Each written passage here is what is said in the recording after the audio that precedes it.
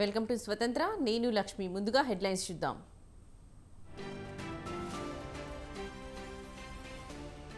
ఇంకా ఢిల్లీలోనే సీఎం రేవంత్ రెడ్డి పలువురు కేంద్ర మంత్రులను కలుస్తున్న తెలంగాణ సీఎం.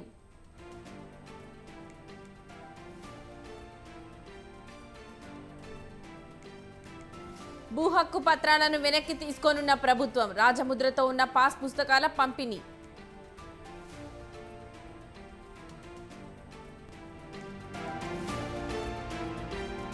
నిలకడగా అద్వానీ ఆరోగ్యం. ఢిల్లీ ఎయిమ్స్ లో కొనసాగుతున్న చికిత్స.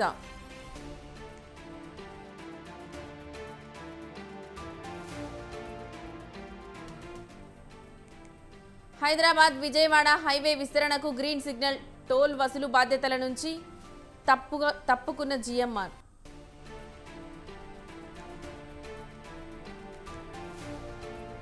నేడు ఇంగ్లాండ్తో Bharat semis match. World cup title కి 2 అడుగుల దూరంలో ఉన్న రోహిత్ సేన.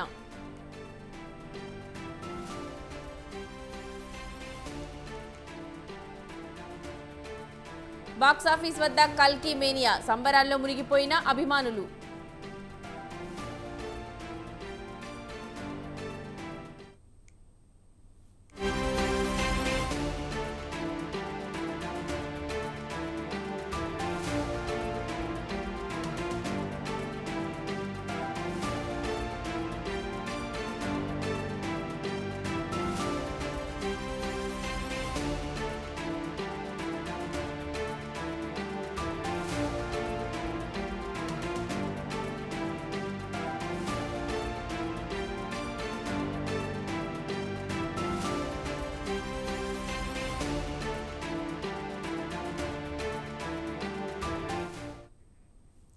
తెలంగాణ ముఖ్యమంత్రి రేవంత్ రెడ్డి ఢిల్లీ పర్యటన ఇంకా కొనసాగుతోంది.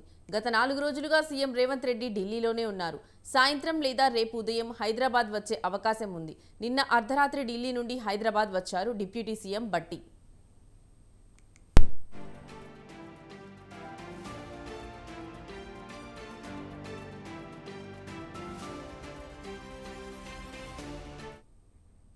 మరోవైపు ఢిల్లీలో పలువురు కేంద్ర మంత్రులను సీఎం రేవంత్ కలిశారు. ప్రాంతీయ రింగ్ రోడ్ దక్షిణ భాగాన్ని జాతీయ రహదారిగా ప్రకటించాలని ముఖ్యమంత్రి రేవంత్ రెడ్డి కేంద్ర రహదారులు రవాణా శాఖ మంత్రి నితిన్ గడ్కరీకి విజ్ఞప్తి చేశారు. రాష్ట్రంలోని జాతీయ రహదారుల పనులు సంబంధిత సమస్యలపై చర్చించేందుకు సీఎం రేవంత్ ఢిల్లీలో కేంద్ర మంత్రితో సమావేశమయ్యారు. ఈ భేటీలో ఉప ముఖ్యమంత్రి బట్టి విక్రమార్క, ఆర్ఎండ్బి మంత్రి కోమటిరెడ్డి వెంకటరెడ్డి, ఐటీ శాఖ మంత్రి దుద్దిల్ల శ్రీధర్ బాబు, పెద్దపల్లి ఎంపీ వంశీ, చెన్నూరు ఎమ్మెల్యే వివేక్, ఆర్ఎండ్బి అధికారులు కూడా పాల్గొన్నారు.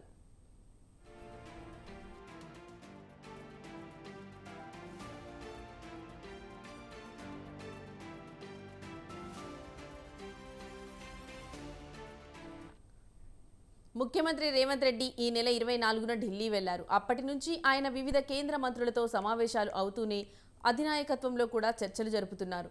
గత 3 రోజులుగా ఢిల్లీలోనే ఉన్న సీఎం రేవంత్ రెడ్డి రాష్ట్రానికి రావాల్సిన నిధులపై తొలగింపు రోజులు పలువురు కేంద్ర మంత్రులతో సమావేశమయ్యారు.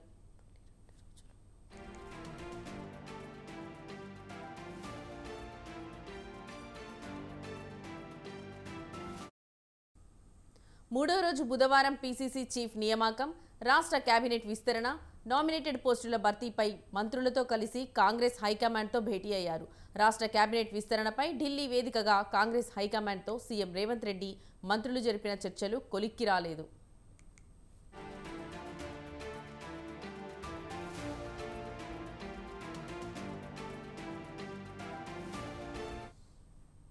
ప్రస్తుతం 6 కేబినెట్ బెర్తులు ఖాళీగా ఉన్నప్పటికీ ప్రధానంగా 4 భర్తీపైనే దృష్టి పెట్టారు. హైకమాండ్కు 4 పేర్లతో సీఎం రేవంత్ లిస్టు ఇవ్వగా మరో 2 పేర్లను డిప్యూటీ సీఎం బట్టి విక్రమార్క, మంత్రి కోమటిరెడ్డి వెంకటరెడ్డి ప్రపోజ్ చేశారు. దీంతో అందరూ కలిసి ఒక నిర్ణయానికి వచ్చి 4 పేర్లతో రావాలని హైకమాండ్ సూచించినట్లు తెలిసింది. ఈ నేపథ్యంలోనే నేడు కూడా సీఎం రేవంత్ రెడ్డి ఢిల్లీలోనే ఉండనున్నారు.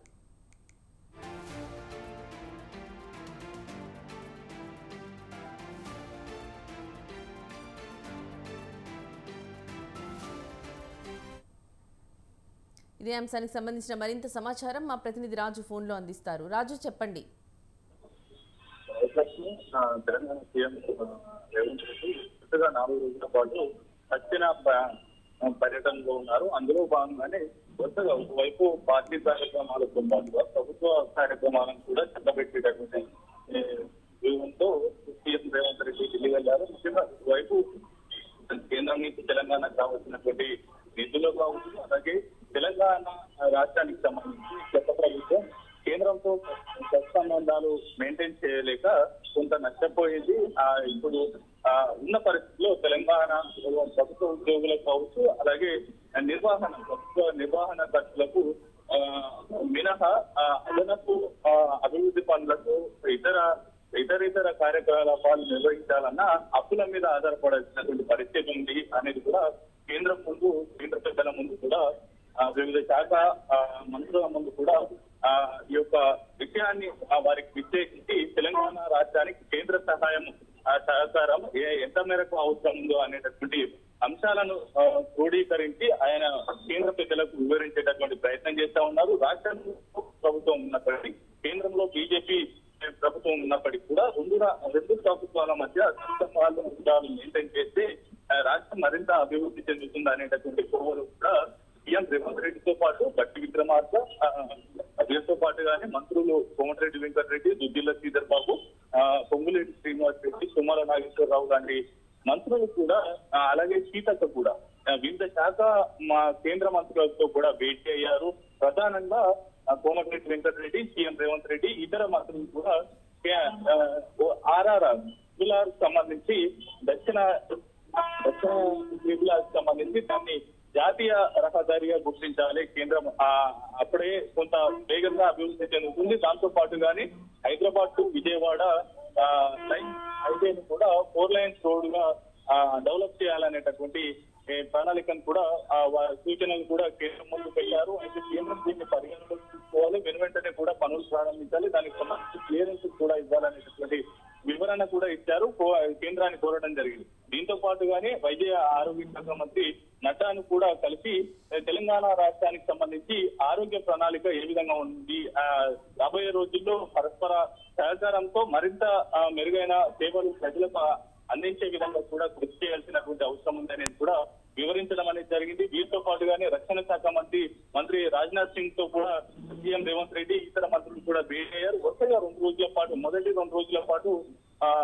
కేంద్ర మంత్రులతో, అలాగే రాష్ట్రానికి రావాల్సినటువంటి అదనపు నిధులు కావచ్చు, రాష్ట్రానికి కేటాయించేటటువంటి బడ్జెట్ లో కేటాయించేటటువంటి నిధులకు సంబంధించి, వాటితో పాటుగానే సిఎస్పీలో రావాల్సినటువంటి గ్రాంట్లు, వివిధ అంశాలకు సంబంధించి, ఆర్థికపరమైనటువంటి అంశాలకు సంబంధించి కేంద్రాన్ని కోరడం జరిగింది. అదనపు నిధులు తెలంగాణకు కేటాయించాలనేటటువంటి సూచనలు కోరడం కూడా జరిగింది. దాంతో పాటుగానే మరోవైపు అటు పిసిసి చీఫ్ సంబంధించి కొంత ఉత్కంఠ అయితే కొనసాగుతూ ఉంది. అధిష్టానం ఎవరిని నిర్ణయిస్తుంది. ఈ రోజుతో పిసిసి చీఫ్ రేవంత్ రెడ్డి బాధ్యత గడువు కూడా పదవీకాలం ముగుస్తుంది కాబట్టి త్వరలోనే అటు పిసిసి చీఫ్ ని నియమిస్తే అటు సీఎం రేవంత్ రెడ్డికి పూర్తిగా పాలన మీద దృష్టి పెట్టేటటువంటి ఆస్కారం ఉంటుంది కాబట్టి దీన్ని కూడా త్వరగా పరిష్కరించాలనేటటువంటి ఇది కూడా సీఎం రేవంత్ రెడ్డి అధిష్టానం ముందు పెట్టారు. వీటితో పాటుగానే ఇప్పటికే ప్రకటించినటువంటి 37 కార్పొరేషన్ల చైర్మన్లకు సంబంధించి కొంత మార్పులు చేర్పులు చేసి అధిష్టానం ఈ యొక్క డిక్లేర్ చేయాలి, చైర్మన్లు ఎవరెవరు కట్టబెట్టాలనేటటువంటి అంశానికి కూడా క్లియరెన్స్ ఇవ్వాలి అధిష్టానం అనేది కూడా అధిష్టానం ముందు పెట్టారు. వీటితో పాటుగానే ప్రధానమైనటువంటి అంశం మంత్రివర్గ విస్తరణ. దాదాపు ఇప్పుడు సీఎం రేవంత్ రెడ్డితో పాటు 11 మంది మంత్రులు ఉన్నారు. ఓవరాల్ గా ప్రస్తుతం కేబినెట్ లో 12 మంది సీఎం రేవంత్ రెడ్డితో 11 మంది, మిగిలిన మంత్రులు ఓవరాల్ గా 12 మంది మంత్రివర్గంలో ఉన్నారు. మరో 6గురికి ఛాన్స్ ఉంది కాబట్టి ఇప్పుడు ప్రస్తుతానికి అయితే 4 మీ మంత్రివర్గంలోకి తీసుకోవాలనేటటువంటి భావనలో ఉంది. అందులో భాగంగానే సీఎం రేవంత్ రెడ్డి 4 పేర్లు సూచించారు, అధిష్టానం ముందు పెట్టారు. అయితే వీరితో పాటుగానే బట్టి విక్రమార్క, అటు కోమటిరెడ్డి వెంకటరెడ్డిలు ఇరువురు కలిసి మరో 2 పేర్లను కూడా ప్రతిపాదించినటువంటి పరిస్థితి ఉంది. అయితే ఓవరాల్ గా 4 పేర్లను మీరే డిసైడ్ చేసుకొని అధిష్టానానికి మరోసారి నివేదిక ఇవ్వండి, సూచనలు ఇవ్వండి, ఎవరెవరిని చేస్తే బాగుంటుంది, అధిష్టానంలోకి ఏ సామాజిక వర్గాన్ని ఎంత చోటు కల్పిస్తే బాగుంటుంది అనేటటువంటి అంశాలకు సంబంధించి మీరే డిసిజన్ తీసుకొని అధిష్టానానికి అందరూ సమగ్రంగా నిర్ణయం తీసుకొని అధిష్టానానికి 4 పేర్లను ప్రతిపాదించండి, వారిని మేము ఆమోదిస్తామనేటటువంటి సూచనలు కూడా అధిష్టానం చేసినటువంటి పరిస్థితి. ఓవరాల్ గా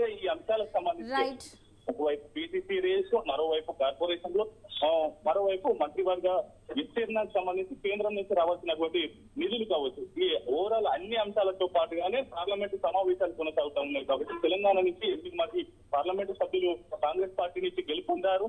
అయితే ఈ నేపథ్యంలో వారి ప్రమాణ స్వీకార కార్యక్రమాల్లో కూడా సీఎం రేవంత్ రెడ్డి పాల్గొన్నారు.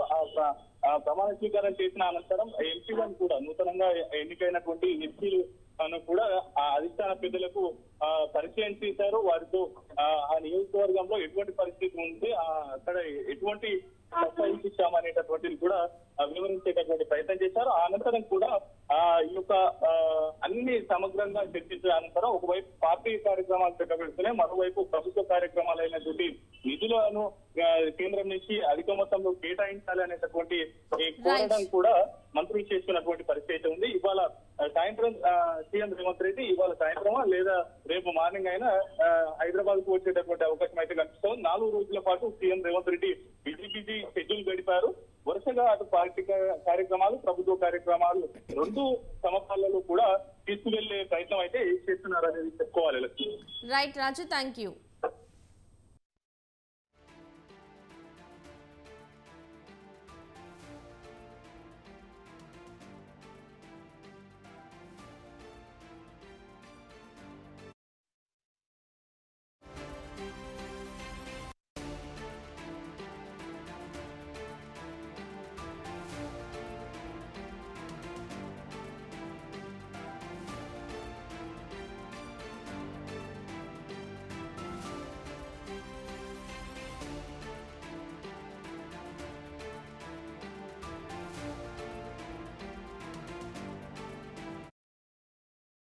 వైసీపీ మాజీ ఎమ్మెల్యే పిన్నెల్లి రామకృష్ణారెడ్డిని పోలీసులు నెల్లూరు సెంట్రల్ జైలుకి తరలించారు.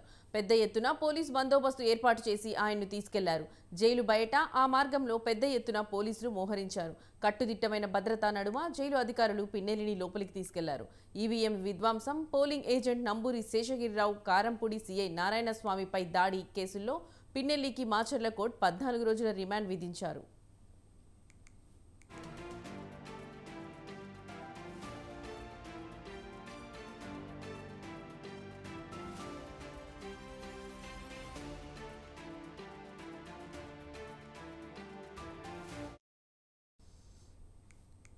వైసీపీ మాజీ ఎమ్మెల్యే పిన్నెల్లి రామకృష్ణారెడ్డిని పోలీసులు నెల్లూరు సెంట్రల్ జైలుకు తరలించారు. పెద్ద ఎత్తున పోలీసు బందోబస్తు ఏర్పాటు చేసి ఆయన్ను తీసుకెళ్లారు. జైలు బయట ఆ మార్గంలో పెద్ద ఎత్తున పోలీసులు మోహరించారు.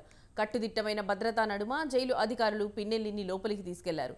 ఈవీఎం విధ్వంసం, polling agent Namburi Seshagirirao, Karampudi CI నారాయణస్వామిపై దాడి కేసుల్లో పిన్నెల్లికి మాచర్ల కోర్టు 14 రోజుల రిమాండ్ విధించారు.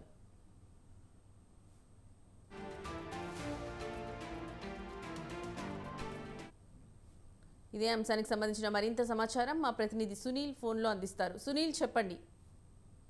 లక్ష్మి, 2024 సార్వత్రిక ఎన్నికలకు సంబంధించి ఎన్నికలు జరిగే సమయంలో చాలా చోట్ల కూడా అల్లర్లు జరిగిన పరిస్థితి అయితే ఉంది. అయితే మాచర్ల నియోజకవర్గానికి సంబంధించి కూడా అధికంగా అయితే జరిగిన పరిస్థితి అయితే ఉంది. అధికంగా జరగడంతో పాటు కూడా అటు టీడీపీ ఇటు వైసీపీ వర్గాలు ఒకరి మీద ఒకరు దాడి చేసుకోవడంతో పాటు కూడా ఈవీఎంల పైన కూడా దాడి చేసి ఈవీఎంలు కూడా పగలగొట్టిన పరిస్థితి అయితే ఉందని చెప్పుకోవచ్చు. అయితే ఈ నేపథ్యంలో మాజీ ఎమ్మెల్యే పిన్నెల్లి రామకృష్ణారెడ్డి ఎలక్షన్ సమయంలో అక్కడ బూత్ లోపలికి వెళ్ళి కూడా ఈవీఎంలు పగలగొట్టడం, దాంతో పాటు కూడా అక్కడ ఉన్న టీడీపీ ఏజెంట్ల పైన దాడి చేయడం కూడా చేసిన పరిస్థితి అయితే ఉందని చెప్పుకోవచ్చు. అయితే దీనికి సంబంధించి కూడా ఎన్నికల కమిషన్ అయితే అప్పట్లోనే కేసు నమోదు చేసిన పరిస్థితి అయితే కేసు నమోదు చేయడంతో పాటు కూడా ఎన్నికల కౌంటింగ్ కి సంబంధించి రిజల్ట్ వచ్చేదాకా కూడా అరెస్ట్ చేయొద్దు పిన్నెల్లి రామకృష్ణారెడ్డి అని కూడా కోర్టు ఇచ్చిన పరిస్థితి అయితే ఉంది. దాంతో పాటు కూడా పిన్నెల్లి రామకృష్ణారెడ్డి బెయిల్ మీద ఉన్న పరిస్థితి అయితే ఉంది. ఆ తర్వాత కూడా మళ్ళీ ఆ బెయిల్ అయితే పొడిగించిన పరిస్థితి అయితే ఉందని చెప్పుకోవచ్చు. అయితే నిన్న మధ్యాహ్నం హైకోర్టుకు సంబంధించి కూడా పిన్నెల్లి రామకృష్ణారెడ్డి బెయిల్ క్యాన్సిల్ చేయడంతో పాటు కూడా 2 గంటల 42 నిమిషాలకైతే కోర్టు బెయిల్ క్యాన్సిల్ చేసిన పరిస్థితి అయితే ఉంది. 2 గంటల 52 నిమిషాలకి పిన్నెల్లి రామకృష్ణారెడ్డికి సంబంధించిన హౌస్ వద్దకు పోలీసులు చుట్టుముట్టిన పరిస్థితి అయితే ఉంది. చుట్టుముట్టిన అనంతరం పిన్నెల్లి రామకృష్ణారెడ్డి తన సోదరుడు ఇద్దరు కూడా ఇంట్లో అయితే పోలీసులకి తెలియకుండా దాంకున్న పరిస్థితి అయితే ఉంది. దాంకోవడంతో పాటు కూడా పోలీసులు తలుపులు బద్దలు కొట్టి లోపలికి ప్రవేశించిన అప్పటికే తమ్ముడు అయితే పరారైన పరిస్థితి అయితే ఉంది. తమ్ముడు పరారవుతో పాటు కూడా వైసీపీ మాజీ ఎమ్మెల్యే పిన్నెల్లి రామకృష్ణారెడ్డి రామకృష్ణారెడ్డి అయితే అరెస్ట్ చేసి రిమాండ్ కు పెట్టిన పరిస్థితి అయితే ఉంది. రిమాండ్ కు పెట్టిన అనంతరం అక్కడ జడ్జి నెల్లూరు సెంట్రల్ జైలుకి తరలించమని చెప్పడంతో పాటు కూడా నిన్న రాత్రి పిన్నెల్లి రామకృష్ణారెడ్డిని అయితే నెల్లూరు జిల్లాకు సంబంధించి సెంట్రల్ జైలుకి అయితే తీసుకొచ్చి వదిలిపెట్టిన పరిస్థితి అయితే ఉందని చెప్పుకోవచ్చు లక్ష్మి. రైట్.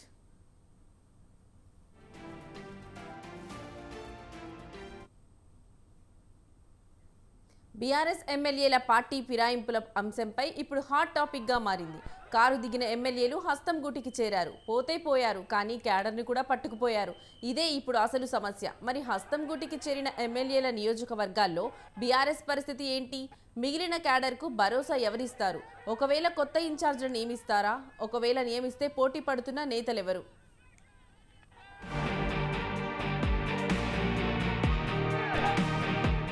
ఇన్నాళ్లు రాష్ట్రంలో అధికారం చెలాయించిన బీఆర్ఎస్ ఇప్పుడు గడ్డు పరిస్థితిని ఎదుర్కొంటోంది. ఎమ్మెల్యేలు ఒక్కొక్కరుగా పార్టీని వీడుతున్నారు. దీంతో బీఆర్ఎస్ అధిష్టానం డైలమాలో పడింది. త్వరలో మరికొంతమంది గులాబీ పార్టీ ఎమ్మెల్యేలు పార్టీని వీడతారనే చర్చ జరుగుతోంది.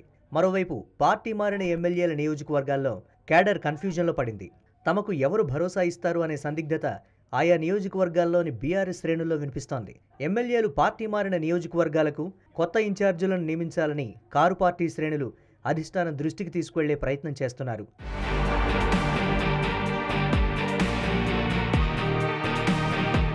బీఆర్ఎస్ పార్టీ నుండి ఇప్పటి వరకు 5గురు సిట్టింగ్ ఎమ్మెల్యేలు కాంగ్రెస్ పార్టీలో చేరారు.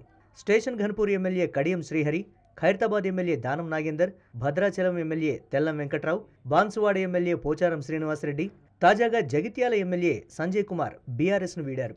దీంతో 5 నియోజకవర్గాల్లో బీఆర్ఎస్ కొత్త ఇన్ఛార్జీలను నియమించాల్సిన పరిస్థితి ఏర్పడింది.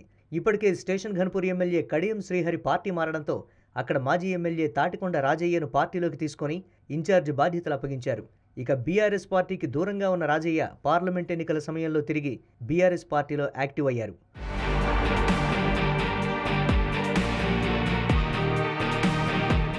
ఉమ్మడి ఖమ్మం జిల్లాలోని 10 అసెంబ్లీ స్థానాల్లో బీఆర్ఎస్ గెలిచిన ఏకైక స్థానం భద్రాచలం. అక్కడి నుంచి ఎమ్మెల్యేగా గెలిచిన తెల్లం వెంకట్రావు కాంగ్రెస్ పార్టీలో చేరారు. మొదటి నుండి రాష్ట్ర మంత్రి పొంగులేటి శ్రీనివాసరెడ్డి అనుచరుడిగా ఉన్న తెల్లం వెంకట్రావు కాంగ్రెస్ కండువా కప్పుకున్నారు. దీంతో భద్రాచలం నియోజకవర్గంలో బీఆర్ఎస్ పార్టీని లీడ్ చేసే నాయకత్వం కరువైంది. పార్లమెంట్ ఎన్నికల సమయంలో 10 మంది నేతలతో భద్రాచలం నియోజకవర్గ సమన్వయ కమిటీని ఏర్పాటు చేశారు. అందులో చాలా మంది పార్లమెంట్ ఎన్నికల తర్వాత కాంగ్రెస్ పార్టీలో జాయిన్ అయ్యారు. దీంతో ఇప్పటి వరకు భద్రాచలం నియోజకవర్గానికి ఇన్ఛార్జిను నియమించలేదు. ఖైరతాబాద్ ఎమ్మెల్యే దానం నాగేందర్ పార్లమెంట్ ఎన్నికల ముందే హస్తం గూటికి చేరారు. కాంగ్రెస్ పార్టీ తరపున సికింద్రాబాద్ పార్లమెంట్ అభ్యర్థిగా పోటీ చేసి ఓడిపోయారు. దీంతో ఖైరతాబాద్ నియోజకవర్గ ఇన్ఛార్జ్ పదవి కోసం బీఆర్ఎస్ నేతల మధ్య పోటీ నెలకొంది. మాజీ incharge Manne Govardhan Reddy, Dasoju Sravan, Jubilee Hills corporator Veldanda Venkatesh Khairatabad incharge రేసులో ఉన్నారు. ముగ్గురు నేతల్లో అధిష్టానం ఎవరికి అవకాశం ఇస్తుందో అనే దానిపై బీఆర్ఎస్ వర్గాల్లో చర్చ జరుగుతోంది.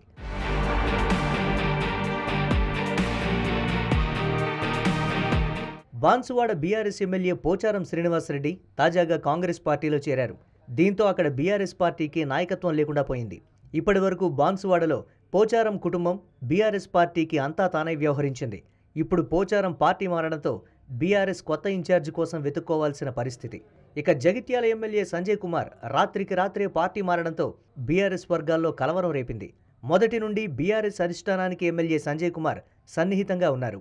జగిత్యాల అసెంబ్లీ టికెట్ సంజయ్ కుమార్కు దక్కడంలో ఎమ్మెల్సీ కవిత కీలక పాత్ర పోషించారు. ఇప్పుడు సంజయ్ కుమార్ పార్టీ మారడంతో గులాబీ పార్టీ అధిష్టానం దాన్ని జీర్ణించుకోలేకపోతోంది. సిట్టింగ్ ఎమ్మెల్యే పార్టీ మారడంతో స్థానిక సంస్థల ఎమ్మెల్సీగా ఉన్న ఎల్ రమణను జగిత్యాల ఇన్ఛార్జిగా నియమిస్తారనే టాక్ వినిపిస్తోంది. గతంలో ఎల్ రమణ జగిత్యాల ఎమ్మెల్యేగా కూడా సేవలందించారు.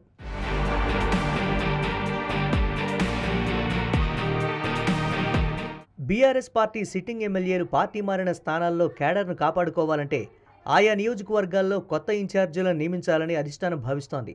మరి కొత్త ఇన్ఛార్జీలుగా అవకాశం అధిష్టానం ఎవరికి ఇస్తుందో చూడాలి.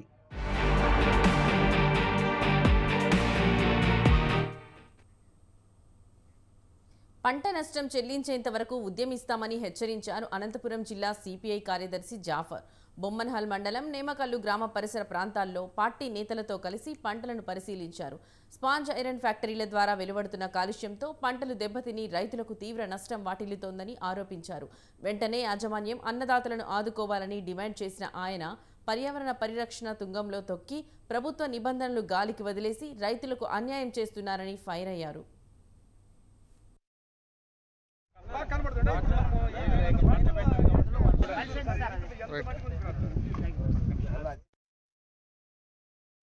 గ్రామానికి సంబంధించి ఇవాళ పంటల పరిశీలన కార్యక్రమానికి సిపిఐ రైతు సంఘం ఆధ్వర్యంలో ఈ కార్యక్రమాన్ని చేపట్టడం జరిగింది. ఇక్కడ దయనీయమైనటువంటి పరిస్థితి ఉంది. ఈ పంట పొలాలు పరిశీలిస్తూ ఉంటే నిజంగా రైతుల బాధ వర్ణనాతీతం. ఇవాళ దయనీయమైనటువంటి పరిస్థితుల్లో ఉంటా ఉన్నారు. 20 సంవత్సరాల క్రితం ఇక్కడంతా కూడా ఫ్యాక్టరీలు నిర్మాణం చేసినారు. స్పాంజ్ ఐరన్ పరిశ్రమలు అని చెప్పి 5 పరిశ్రమలు ఇక్కడ స్థాపించినటువంటి వారు చాలా తక్కువ ధరతో ఇవాళ ఆనాడంతా కూడా కొనుగోలు చేసి ఫ్యాక్టరీలు నిర్మాణం చేసినారు. కానీ ఫ్యాక్టరీ నిర్మాణానికి అనుమతులు వచ్చినా కూడా నిబంధనలు పాటించకపోవడం వల్లే మొత్తం అంతా కూడా ఇవాళ పంటలన్నీ కూడా పండడంలే. నేమకల్లో గ్రామానికి మాజీ సీఎం జగన్ ప్రతిపక్ష హోదా కోసం బెగ్గింగ్ చేస్తూ లెటర్ రాయడాన్ని తీవ్రంగా ఖండిస్తున్నామని వ్యంగ్యాస్త్రాలు సంధించారు ఎమ్మెల్యే ఎంఎస్ రాజు. ప్రజలు అసహించుకుంటున్నారు కాబట్టే 11 సీట్లకే పరిమితమయ్యారని సెటైర్లు వేశారు. కొందరు వైసీపీ నేతలు టీడీపీ గెలిస్తే రాజకీయ సన్యాసం తీసుకుంటామని సవాల్ విసిరారు. ఆ పని ఎప్పుడు చేస్తారో చెప్పాలంటూ ఎద్దేవా చేశారు.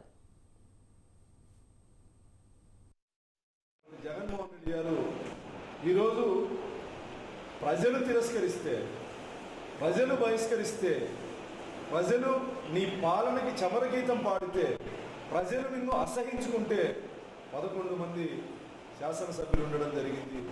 గతంలో మీరు మాట్లాడినట్టు మాటల్ని మర్చిపోయి ఈరోజు చట్టంలో లేదు, రాజ్యాంగంలో లేదు, అసెంబ్లీ చట్టంలో లేదు, ప్రత్యర్థి పార్టీ అయితే చాలు అని చెప్పేసి ప్రతిపక్ష హోదా కోసం బెగ్గింగ్ చేస్తూ లెటర్ రాయడం ఏదైతే ఉందో దీన్ని తెలుగుదేశం పార్టీ తరఫున తీవ్రంగా ఖండిస్తా ఉన్నాం. నేను ఈ సందర్భంగా హెచ్చరిస్తా ఉన్నా, పేరుని నాని నీ వైఖరి మానుకో. రెడ్ బుక్ అని మాట్లాడుతూ ఉన్నారు. ఖచ్చితంగా రెడ్ బుక్లో సంఘ వ్యతిరేక శక్తులు ఎవరైతే ప్రభుత్వ అధికారులు, ఐఏఎస్లు, ఐపీఎస్లు, మంత్రులు దుర్మార్గంగా ప్రజల్ని హింసించి దౌర్జన్యంగా ప్రతిపక్ష పార్టీ నాయకుల్ని వేధించారో, అక్రమ కేసులు పెట్టారో, జైలుకు పంపించారో వాళ్ళ పేర్లన్నీ లిఖించారు. రామంతపూర్ ఎస్బీఐ బ్యాంకులో ఈ ఏడాది మార్చిలో జరిగిన 3.28 కోట్ల కుంభకోణం కేసులో మేనేజర్ గంగా మల్లయ్య భగీరథను అరెస్ట్ చేశారు పోలీసులు.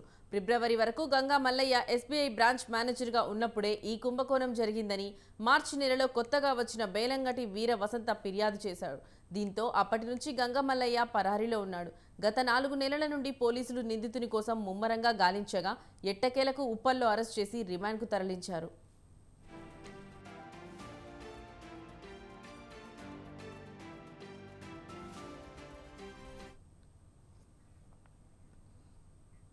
సత్యసాయి జిల్లా చెన్నై కొత్తపల్లి మండలంలో ఆందోళనకు దిగారు ఏఎన్ఎంలు. NS grade primary health care సెంటర్లో పనిచేస్తున్న తమపై డాక్టర్ ఉదయ్ లైంగిక వేధింపులకు గురి చేస్తున్నారని, మానసికంగా శారీరకంగా వేధిస్తున్నారని ఆరోపిస్తూ ప్రైమరీ హెల్త్ కేర్ ఎదుట బైఠాయించి ఆందోళనకు దిగారు. డాక్టర్ ఉదయ్పై చర్యలు తీసుకోవాలని డిమాండ్ చేస్తూ జిల్లా వైద్యాధికారికి ఫిర్యాదు చేశారు. స్పందించిన ఉన్నతాధికారులు విచారణకు రావాల్సిందిగా ఉదయ్కు ఆదేశాలు జారీ చేసినప్పటికీ ఆయన హాజరు కాలేదు. దీంతో ఉదయ్పై శాఖాపరమైన చర్యలు తీసుకుంటామని తెలిపారు.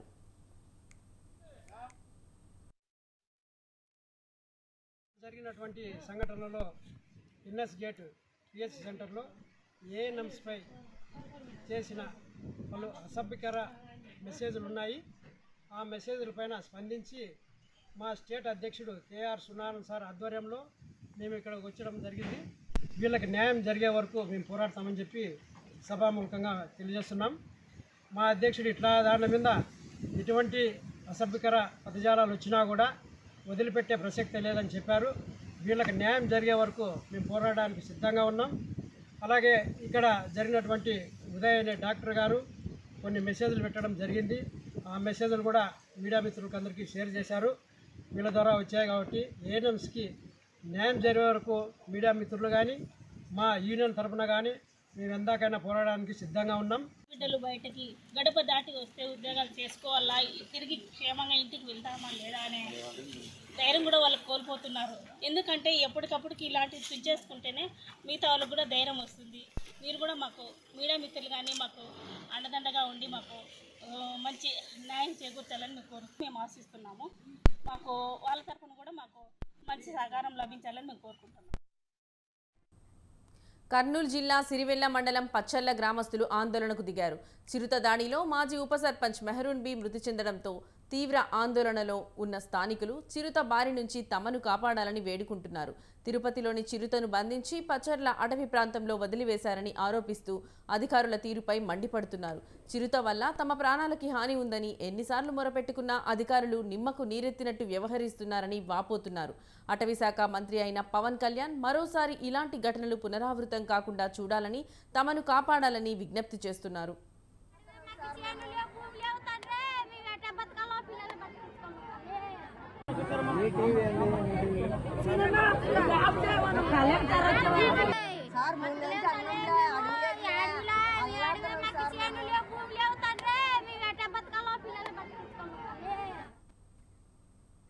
అనంతపురం జిల్లా కోటంక సుబ్రహ్మణ్యేశ్వర స్వామి దేవాలయంలో జరిగిన చోరీ కేసును పోలీసులు ఛేదించారు.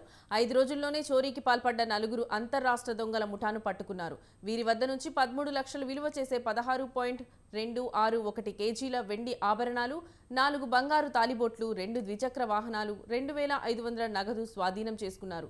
కాగా ఈ నెల 20వ తేదీన గార్లదిన్నె మండలం కోటంక సమీపంలో ఉన్న సుబ్రహ్మణ్యేశ్వర స్వామి ఆలయంలో చోరీ జరిగింది. చోరీకి పాల్పడ్డ ప్రధాన నిందితుడు పవన్ కుమార్ పై రాష్ట్రంలోనే కాకుండా కర్ణాటకలోనూ పలు పిఎస్లో చోరీ కేసులు నమోదైనట్టుగా గుర్తించారు. మరో నిందితుడు రాముపై గంజాయి కేసు ఉన్నట్టుగా తెలిపారు పోలీసులు. 20వ తేదీ రాత్రి గార్లదిన్నె మండలం కోటంక గ్రామం సమీపంలో గల ఇంటి సుబ్రహ్మణ్యేశ్వర స్వామి ఆలయంలో చోరీ జరిగింది. ఆలయం యొక్క గేట్ల తాళాలు పగులగొట్టి గుర్తు తెలియనటువంటి దొంగలు దాదాపు 16 కేజీల వెండి ఆభరణాలు, 8 తులాల బంగారు ఆభరణాలు, అదేవిధంగా ఆలయంలో అమర్చినటువంటి సీసీ కెమెరాలకు సంబంధించిన హార్డ్ డిస్క్. మేడ్చల్ జిల్లాలో మర్డర్ మిస్టరీ వీడింది. అల్వాల్ పరిధిలోని కానాజీగూడలో ఓ ఇంట్లో కుళ్లిపోయిన మృతదేహం ఉందన్న సమాచారంతో పోలీసులు అనుమానాస్పద కేసుగా నమోదు చేసుకుని దర్యాప్తు చేపట్టారు. అయితే జీవనోపాధి కోసం ఉత్తరాఖండ్ నుంచి వచ్చిన మనోజ్ డబ్బుల కోసం తన యజమాని అన్వర్ మీర్జాని హతమార్చినట్టు తెలిపారు ఏసీపీ రాములు. గత కొంతకాలంగా అన్వర్ దగ్గర కాంట్రాక్టర్ హెల్పర్గా పనిచేస్తున్నాడని, గత నెల 17వ తేదీన అన్వర్ మీర్జా ఇంట్లో ఎవరూ లేకపోవడంతో మనోజ్తో కలిసి మద్యం సేవించిన అనంతరం డబ్బుల కోసం అతడిని హత్య చేశాడని కేసు వివరాలు వెల్లడించారు.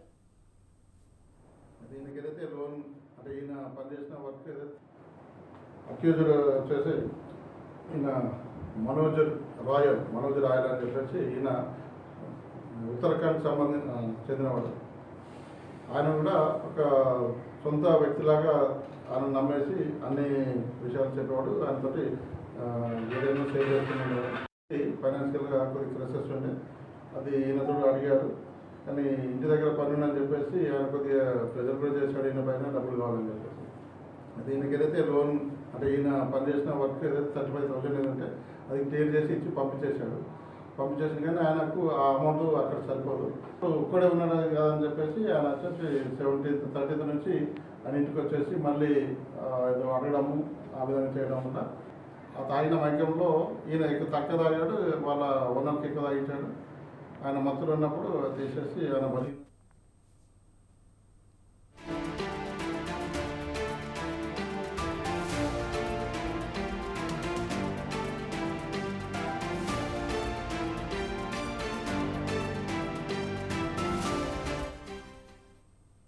తెలుగు రాష్ట్రాల్లో కల్కి మేనియా నెలకొంది. పాన్ ఇండియా స్టార్ ప్రభాస్ హీరోగా నటించిన కల్కి మూవీ ప్రపంచవ్యాప్తంగా భారీ అంచనాల మధ్య రిలీజ్ అయింది.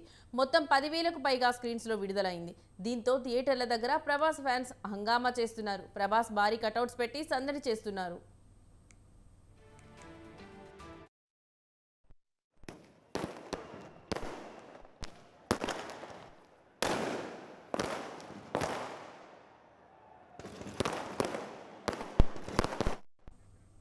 హైదరాబాద్ ఐమాక్స్ దగ్గర కోలాహలం నెలకొంది. ప్రభాస్ అభిమానులు ఊగిపోతున్నారు.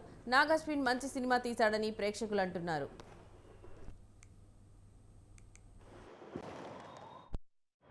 అమితాబ్ బచ్చన్ ఎందుకున్నాడు అని, బట్ రాంగ్. నేను సినిమా చూసిన తర్వాత నాకు రాంగ్ అనిపించింది. I am the wrong, I was wrong right now.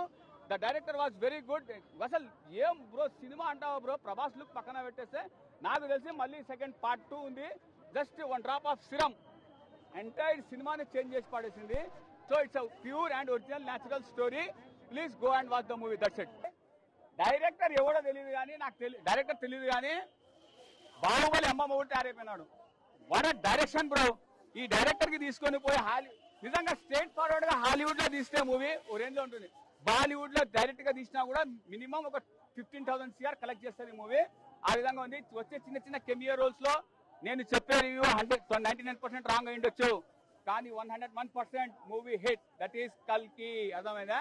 Literally చెప్తున్నా, అమితాబ్ బచ్చన్ అయితే భయంకరంగా వాడేశాడు. దాని తర్వాత వచ్చేసి ప్రభాస్ గారికి ఇంకా మరో సినిమా అంటే ఇంకా ఓవర్ ఎక్స్పెక్టేషన్స్ వెళ్ళిపోతాయి.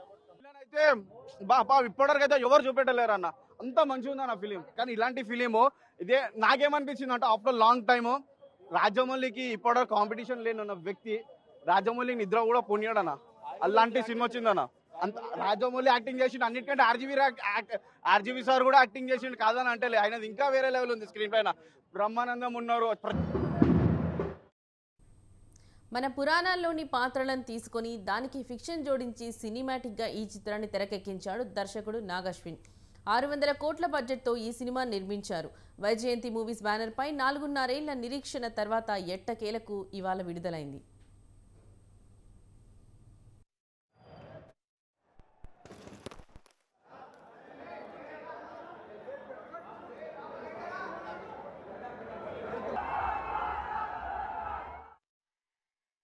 ప్రభాస్తో పాటు అమితాబ్ బచ్చన్, కమల్ హాసన్, దీపికా పదుకొనే లాంటి స్టార్స్ నటించడంతో ఈ చిత్రంపై మొదటి నుంచి భారీ అంచనాలు ఏర్పడ్డాయి. ఇటీవల విడుదలైన పోస్టర్లు, 2 ట్రైలర్లు సినిమాపై మరింత హైప్ క్రియేట్ చేశాయి.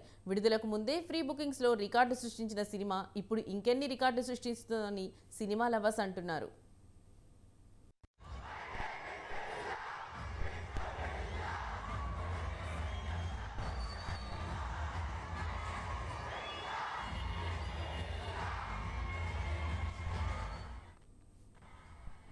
ఇవి బులెటిన్లోని విశేషాలు. చూస్తూనే ఉండండి స్వతంత్ర.